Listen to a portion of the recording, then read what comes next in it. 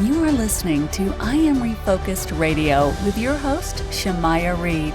This show is designed to inspire you to live your purpose and regain your focus. And now, here's your host, Shamaya Reed. Hey, welcome to I Am Refocused Radio. We are here once again, and today, man, we have another amazing show lined up for you. Today, we're going to talk to Scott Schara, and he is someone that is going to share with us a powerful story, and we're going to just learn about him, and we're going to talk about today's topic about his daughter Grace, and it's about the father's fight against a hospital that killed his daughter with Down syndrome. We're going to learn about what that story is all about. But first, I want to welcome you to the show, to I Am Refocused Radio. Scott, how you doing, sir?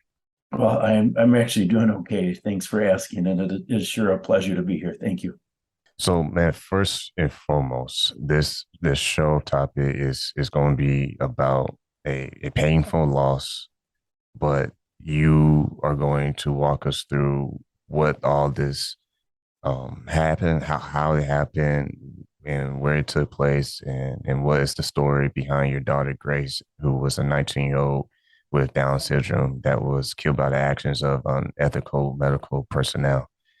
So first and foremost, my heart to you and your family, and tell us a little bit about your daughter Grace.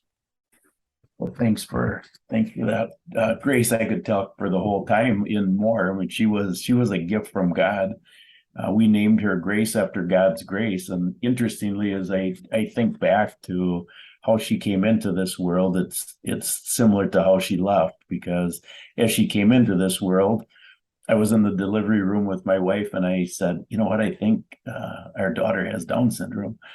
Yeah, we had no idea because we didn't do any of the testing or anything like that young people do. But then the doctors had a meeting and came in a couple hours later and said, "We suspect your daughter has Down syndrome. Do you want to keep her?"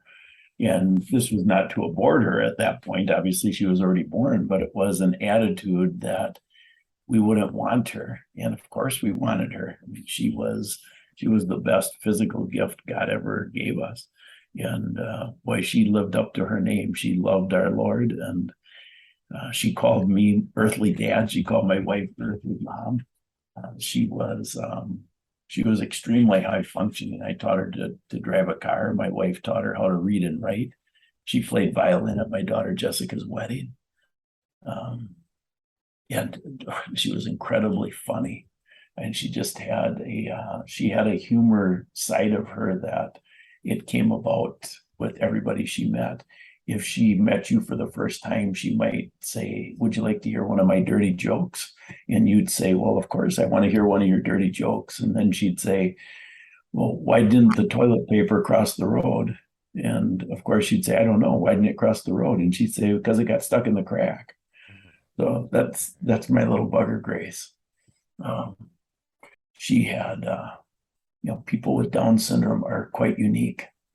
People call their extra chromosome the love chromosome, and Grace certainly had that. She loved the way that God wants us to love, and she exemplified that behavior. And it was wonderful to have her as a daughter. She was the easiest kid to ever raise. There was no doubt that she was walking with God.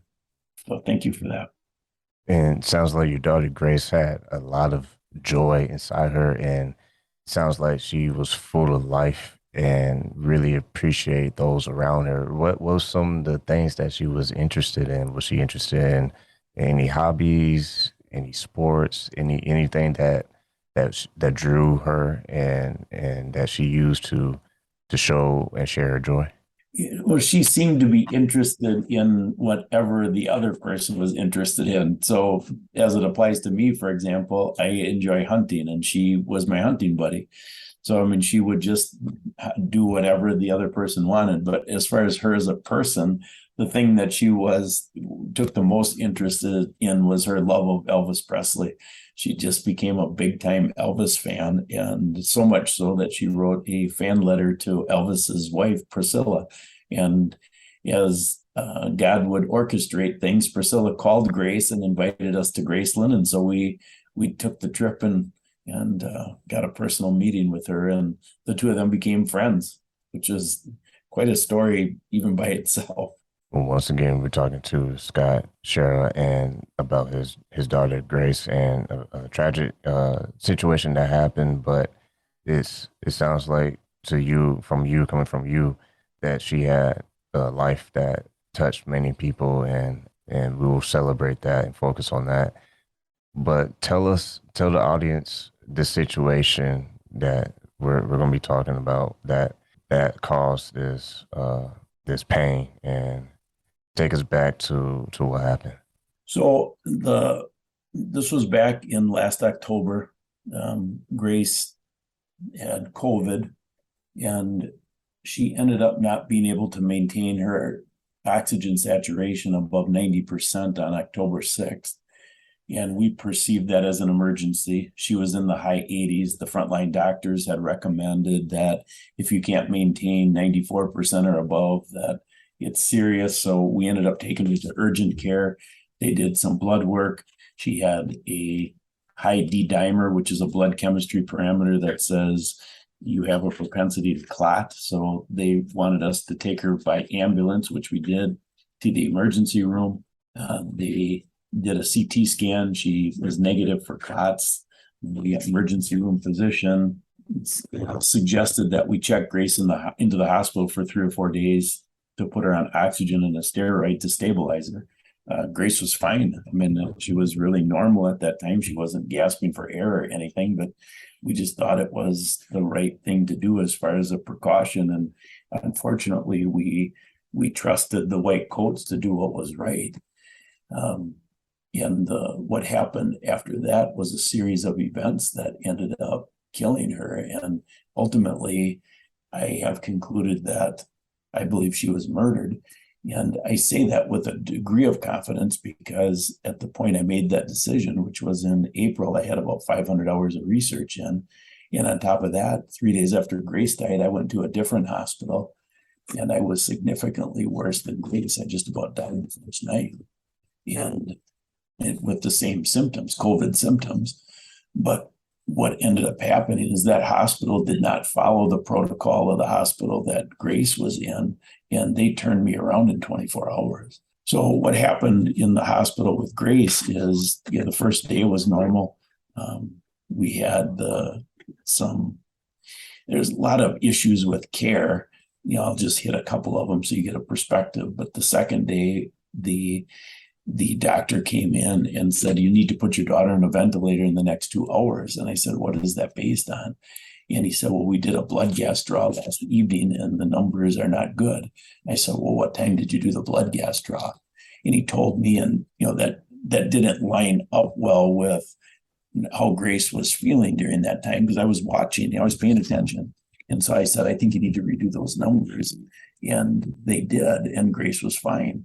So they would have put her on a ventilator then. Well, a ventilator, I researched it while I was in the hospital with her. I researched the ventilator and found out that the ventilator has a 90% kill rate. So you don't want somebody on a ventilator with COVID. It's not a tool for COVID. It's only a tool for COVID because the government is dictating that tool to be used. And so it was very frustrating. And then they pestered us 4 more times after that to give them a pre-authorization or a pre-approval to put Grace on a ventilator. Well, Grace didn't need a ventilator no more than she needed a hole in the head. But after Grace died, I dug into the financial piece, follow the money, and I found out that the hospital receives approximately $300,000 if they can convince the patient or their advocate to be put on a ventilator. So that's why they were chasing us down to do this.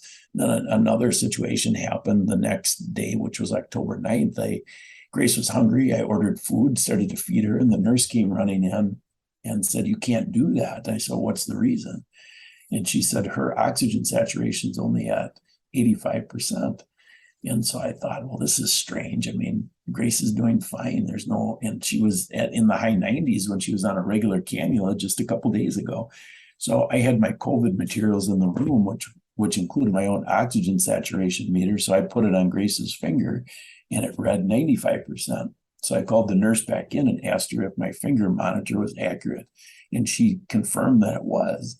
So then I asked her, well, what's the reason that your expensive monitor is reading only 85% while my $50 meter is reading accurately? And she explained that the leads get sweaty. And so I said, if you know that, why don't you proactively change the leads, given that oxygen saturation is the primary statistic you're using to make decisions on my daughter's care? And she snottily responded to me, you should just be thankful you caught this. So these things were happening. Those are two high points. I mean, there was multiple things where I was challenging the care, so much so that on October 10th, which was a Sunday morning at 7:00 in the morning, the head nurse came in with an armed guard, and ultimately I got escorted out of the building. So then we had 44 hours without advocacy. During that time, they increased a dose of sedation med called Precedex 7 different times. We had to hire an attorney to get my daughter Jessica in as a replacement advocate. My wife couldn't do so because she had COVID. So when Jessica got in the room, just a funny side story with just typical Grace, Jessica was gowned up, and so Grace couldn't recognize her. And so they started chatting, when Jessica got in the room. And Grace said, you sound just like my big sister, Jessica. Yeah. And Jess said, well, I am your big sister, Jessica. And Grace didn't believe it because she was all gowned up. So Jessica has some tattoos and showed her the tattoos. And of course, then they hugged, and it was just great. So even though Grace was sedated, she was still herself and doing well. Her night before her last night, so October 12th was her second to last day on this earth. She sat up before she went to bed and hollered. Jessica not hollered, but I mean, she hollered through the FaceTime call. Jessica called her two boys, Grace's nephews, and Grace hollered to them, "Hi, boys." And she did it. She had to holler because she had a BiPAP mask on. So even though she had now at this point been sedated for 4 days, which we didn't know, it's hard to grasp that she was still herself. But Jessica monitored her oxygen all through the night that night. Her oxygen levels were at 98, 99%. The doctor then called Cindy and I the next morning. So this is Grace's last day. So I'm going to run through her last day pretty quick, and then you can ask as many questions as you want. So her last day started at 8:00 in the morning. This is October 13th, 2021. The doctor called us at 8. He was asking for the 5th time for our decision on this pre-approval for a ventilator. We said no. And then he switched gears and said, Grace had such a good day yesterday, we should work on nutrition. Grace was malnourished at this point because they wouldn't let me feed her, wouldn't let Jess feed her. They were only fed her a couple of protein shakes. And so we foolishly agreed to that. And I say foolishly because as I see it now, it was all set up in a timeline to take her out the last day, because this is speculation. I mean, I know obviously she died, and I know the med combinations, which is not speculation, but I personally believe that because we didn't agree to the ventilator, at that point, we rejected it 5 different times. At that point, they realized, well, we're not going to make the money on this patient like we will on the next one waiting in the emergency room. So Jessica, so now we get we approve this feeding tube because he recommends it. Grace had such a good day were his exact words. Jessica then says to the nurse, who had 14 years of ICU experience, that she was going to take a shower. And there's a shower in the room. They would not let me leave the room when I was there. And so I took showers in the room. And so the nurse said, you can't take a shower in the room. And Jessica said, well, you let my dad take a shower here. Why can't I? And she said, I don't care what we did for your dad. You'll need to go home and take a shower. So Jessica, being at least a little bit fearful that if she didn't obey her command, they'd also kick her out like they did me. She went home. She said to Grace, hey, Grace, is it okay if I go home and take a shower? I'll be back in an hour. Grace acknowledged it. So she went home. When she came back, she overheard the doctor in charge of Grace's care and the 14-year ICU nurse and another doctor say the family's not going to like this. So she said, what aren't they going to like? Well, during that hour, that she was gone, they strapped Grace down to the bed and made her go to the bathroom in the bed, and then used that as an excuse to increase the sedation drug. And at 10:48 in the morning, she was at near max dose of that drug. It was 14 times the dose they started on her 4.5 days earlier. So she's really starting to get out of it. At 11:25, they then gave her a dose of lorazepam, which is an anti-anxiety med, which makes no sense. There's no anxiety whatsoever. So why would you be giving her a med like that? Then they insert the feeding tube at 11:37. They don't start feeding her until 1:59. At this point, Grace is knocked out. At 5:46, they gave her another dose of lorazepam. 3 minutes later, another dose of lorazepam. And at 6:15, they gave her a 2 milligram dose of morphine as an IV push. So in 29 minutes, she had those 3 meds in her system that would have taken you and I out. So that became the second cause of death. The first cause of death was this drug called Precedex. There's 3 causes of death here, which makes Grace's story so egregious you can't make it up. So the first one was using this drug called Precedex. That drug is only supposed to be used for 24 hours. They used it for 4.5 days. That drug specifically causes acute respiratory failure, which was listed as the first cause of death on Grace's death certificate. The second cause of death was listed as COVID-19 pneumonia. The second cause of death was this combination of 3 meds in 29 minutes, Precedex, lorazepam, and morphine. The package insert for morphine says to not combine those meds because they're contraindicated and cause death. If you do, you're supposed to have the reversal drug bedside and monitor the patient, neither of which the hospital did. In order for that med combination to take place, the doctor had to order the meds, the pharmacist had to sign off. Because those meds are contraindicated, the alarm had to be shut off, and a 14-year ICU nurse had to make a conscious decision to deliver meds that she knew would kill my daughter. And the third cause of death is the worst. So now at 6:15, the morphine was given to Grace. At 7:20, Jessica called us panicking on a FaceTime call. And she said, "Dad, Grace's numbers are dropping like crazy." I said, "Get the nurses in." And she said, "I've been trying, they won't come in." So we start screaming. She just estimated 30 nurses in the hallway at this point because of shift change. So we start screaming, "Save our daughter." And they holler back, "She's DNR, do not resuscitate." And we holler, "She's not DNR, save our daughter." We watched her die on FaceTime at 7:27, 7 minutes later. We found out after the fact, Tom Renz is involved with our case, a medical malpractice nurse, reviewed the records. She requested more records, and we found out the doctor put an illegal DNR order on Grace's life 8 minutes after they had near max dosed out the sedation drug of Precedex that morning of her last day. And we found out that evening from Jessica that there was an armed guard posted outside the room, presumably to let any nurse with a conscience come in and save our daughter. That evening, then after Grace was taken out by the funeral director, our pastor walked Cindy out in a wheelchair, and one of the nurses had Grace's belongings on a cart and leaned down and said to my wife, "Mrs. Schara, me and several of the nurses don't think Grace should have died today." And, that clue led us to all of this. And, Grace's death is 11 months ago on September 13th. And now, we've been doing this full time. I have over 200 interviews, and we're trying to get this message out to wake people up. This is a huge deal. I mean, to think that somebody would be killed in a hospital on purpose, and this is becoming the standard of care. This end-of-life meds and DNRs are the standard of care in the UK already, and I'm here to tell you this is becoming the standard of care in the United States. We have a number of people who have reached out to us, some stories more egregious than Grace's. Hundreds of thousands of people have died in hospitals of, at a minimum, suspicious and at a maximum murderous protocols. And this is why we're taking the time, including right now, to share the message.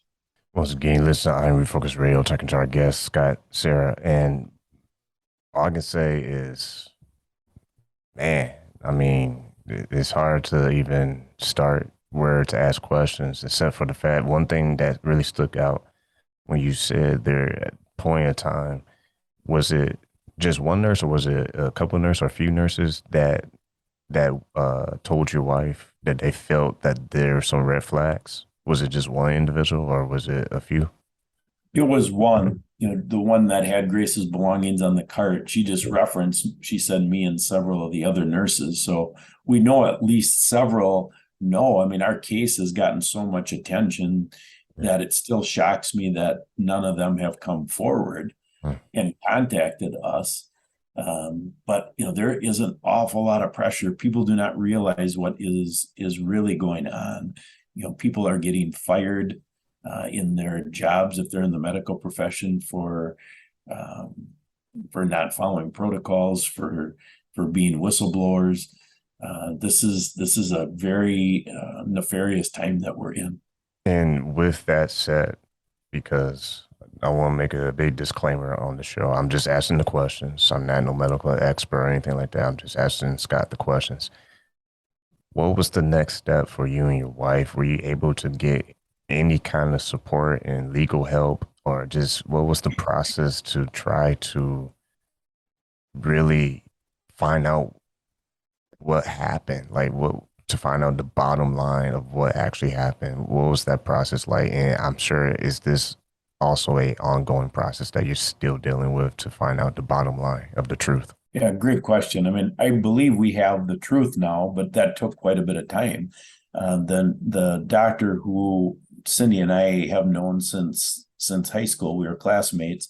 She encouraged me to get the records right away. After I got out of the hospital, she called and said, "Scott, you really need to get these records." So I did a records request. We see God's hand just in that records request, because I was able to get the records to review Grace's case in 3 days after I sent in the request.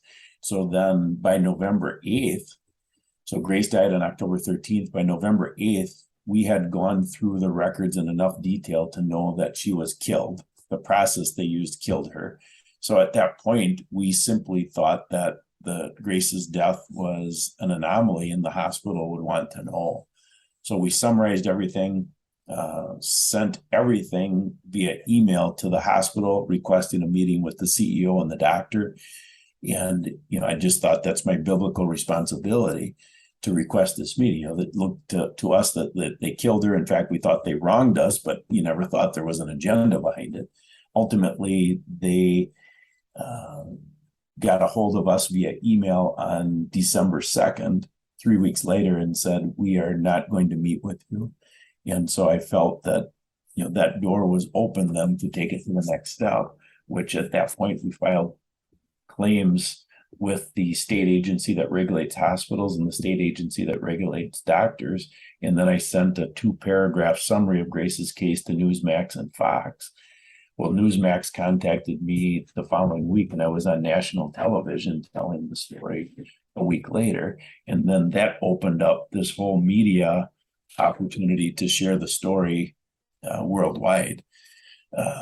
The case that we, the complaint that we filed with the 2 agencies, to my surprise, at the end of January and the beginning of February, we received letters from each agency separately. And they said they did investigations on the doctor and the hospital. And I had sent them all my research. At this point, I had a couple hundred hours of research. Now I have over 700 hours of research. So, I mean, I've got my arms around this case. But at that point, they sent us these letters and said the doctor and, they did nothing wrong. So I was in shock. I thought, you got to be kidding me. With everything I sent you, you come back and they did nothing wrong, including putting a DNR order on somebody. So I started digging into the state statutes and found out the state statutes along with the money trail. And I found out, oh my gosh, there's a government agenda behind this whole COVID situation to incentivize hospitals to follow protocols that kill people. And so obviously the complaints I filed were with government agencies. And so I realized they're all in on this. The agencies have to give them a free pass in order to accomplish this agenda. And that opened up all kinds of new research to figure out what's going on. And by April, I had concluded that Grace was murdered, as I said earlier. And this kind of makes me think about that one nurse that spoke to your wife. Has she been able to provide any kind of statement or provide any kind of material that backs up her red flag that she felt something wasn't normal, something wasn't right? Well, we've been fortunate to meet Tom Renz in this process, and we've given her name. We know who it is. We don't know her personally, but because we have a list of all the doctors and nurses from the records, we were able to piece it together who this nurse was. And so, eventually it's going to come out, but she has not come forward, which is a shock to me. Yeah. So a person that, they're equally guilty. They're a party to this crime. If you're not coming forward and stopping it, people are still being killed every single day. Wow. This sounds like a situation that is still more room to find the truth of everything, because the record will come out, and hopefully sooner than later this can be resolved. With that said, what do you say to parents out there, and with your experience, uh, things that they should pay attention to whenever they have their child in the hospital? What are some of the things that you will suggest that parents should pay attention to, and how to stay involved? Well, the most important thing is change your belief. So, I went into the hospital with the belief that you can trust the white coat. And there's, of course, some you can trust, but make them earn your trust. Don't blindly trust. Grace died. If I put the entire onus on me, she died because I trusted the white coat. And I don't want anybody to lose their best buddy because they trust the white coat. So absolutely do not trust the white coat. And I would also say the only time to take your loved one to the hospital is if it's objectively necessary. But otherwise, do anything in your power to not take them to the hospital. If you do need to take your loved one to the hospital, do not, under any circumstances, let them convince you that you should not be an advocate. And if you don't think you're qualified to be an advocate, hire one. We have links on Grace's website, ouramazinggrace.net, that there's professional advocates who can help. But if you believe you're qualified to be an advocate, insist, and in writing. So don't just sign the hospital admission papers, insist in writing as part of the admission process that they provide informed consent with every single step of the process, every single one. And if they acknowledge that and agree to it, hold them to it. If you find out that they are not doing it, then take your loved one out of that hospital and get them to one that will follow your directions. You are the one in charge of your loved one, not the medical establishment. Once again, listen to iRefocus Radio, talking to Scott, Schara, and you have a funding that I want to shed light on. You have a funding in the honor of your daughter Grace. Is on givesendgo.com. Can you tell us about this campaign that you created and the purpose of this campaign? So the Give, Send, Go link is also on Grace's website under the How Can You Help tab on ouramazinggrace.net. And the purpose is threefold. Number one is we're doing an awful lot of work right now. We have 17 billboards up and all the work with getting the message out. So there's costs associated with that. We have the legal situation that's in play right now. There's costs associated with that. The bigger opportunity is coming, which we started a 501c3 as a charitable foundation in honor of Grace to help other kids who have didn't have the same opportunities or don't have the same opportunities as Grace had. And so that's, after everything shakes out with Grace's case, that's where we see things going. So thanks for bringing that up. And in wrapping this up, I want to make this super clear for the audience. I want to make sure I do a good enough job to make sure I'm understanding everything that you've said in this interview. So with everything that you are saying, is it your belief, and do you have it, is it an ongoing process of you trying to prove that your daughter was given certain drugs that led to her overdose. Is that basically the foundation of the situation that you're trying to shed light on and get to the bottom of? Well, the legal case presumably will get to the bottom of that. We're really moved on from that because we have all the evidence, so there's nothing else to prove. Mm-hmm. The purpose of the legal case is to stop the behavior. We're not going to take any money. We're going to plow it back into the funds to help other people pursue justice. But where this is going now is what's the reason behind it? And, as of late, what I've been doing is sharing the connection that we are at the tip of the iceberg of a worldwide Holocaust. And if you look on Grace's website, the newest information is under the Holocaust tab, where there's a line-by-line comparison with what happened during World War II and what's happening now. This has become a much bigger case than just Grace's case and justice regarding her death.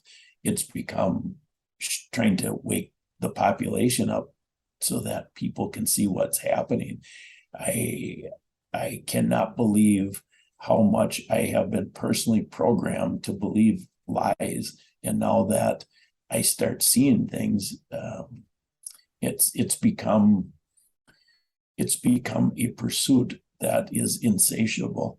And so that's what's happening now, is to help other people connect the dots as to what's happening, and that we are in a time that we've never been in before. We are in a time like in the days of Noah, and it's time to wake up, get right with God. If you're not right with him, and if you are right with him, spend some time researching what I'm saying. Look on Grace's website. We have all kinds of links, but spend some time and get yourself educated. Once again, I'm Refocus Radio talking to Scott Schara, and I want to say thank you for just saying what you said in this interview and sharing your perspective and your story with your daughter Grace. Once again, hope we can celebrate her life and her happy memories to live on and to be pushed forward. Once again, people can go to the website you mentioned, ouramazinggrace.net, to find out all information. They can check out the funding campaign at giveandsendgo.com. That's givesendgo.com. That's also on the website, ouramazinggrace.net, for the audience to learn more about Grace and your story. Once again, I want to say thank you for doing this. I can't imagine. I won't even put into words what I might think, but I just know that it takes a lot of strength and courage for someone to do something like this. And I wish you the very best for you and your family to get everything that you need, resources, and hopefully people listening will support you and your family in ways that is appropriate. So I just want to say thank you for your time. Well, it's been an honor and a privilege to be here, and God is the one doing it. I don't have the strength on my own. He has been wonderful through this whole process. Last thing I'll say is stay encouraged and keep the faith. Never give up, because I believe your daughter Grace will want you to keep fighting. So thank you, Scott, for your time, man. It's an honor to have you to share your story and shed light to us. Well, thank you very much.